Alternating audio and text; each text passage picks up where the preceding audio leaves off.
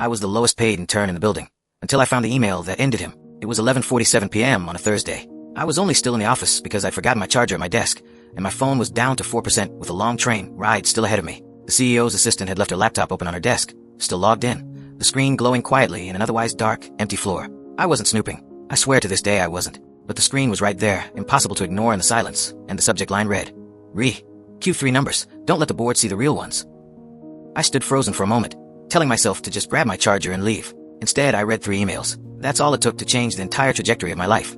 The company I'd been grinding 60-hour weeks for, completely unpaid, desperately hoping for a full-time offer at the end of my internship, was cooking its books, inflating revenue by 23% to secure a massive new funding round from investors who trusted the numbers on the page. If that round closed based on lies, thousands of employees with retirement funds tied directly to company stock would lose everything the moment the truth eventually surfaced, and it always eventually surfaces. I had a genuine choice standing there in that empty, humming office at midnight. Stay quiet, finish my internship without incident, maybe get hired, maybe not, but keep my head down and my future intact. Or blow up, the only real opportunity one had, for people who would never even know my name. I photographed every single screen with hands that wouldn't stop shaking, checking the hallway twice to make sure I was truly alone. Then I did something riskier than I'd ever done in my life. I traced the full email chain back to the CFO's account and found he'd routed part of the conversation through his personal Gmail, looping in an outside consultant.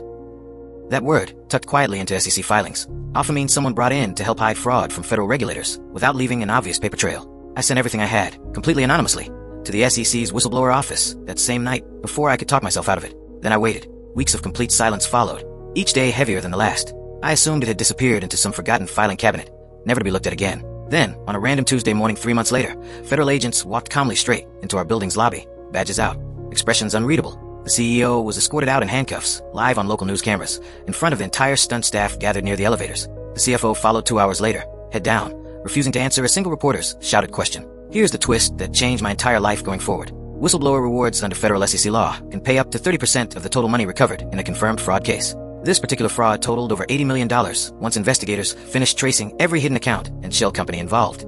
For months after that Tuesday morning, a lawyer I'd never once spoken to called me completely out of nowhere, representing the SEC's official award division. The unpaid intern who'd almost gotten fired for snooping on a stranger's open laptop walked away with a reward north of 6 figures and a fully funded offer to finish her MBA entirely on her own terms. No loans, no compromises. They never even learned my name in the process. To this day, I genuinely doubt anyone at that company knows who actually made that call. To this day, only 2 people know what really happened that quiet Thursday night. Me and an empty office that somehow kept my secret long enough for justice to catch up.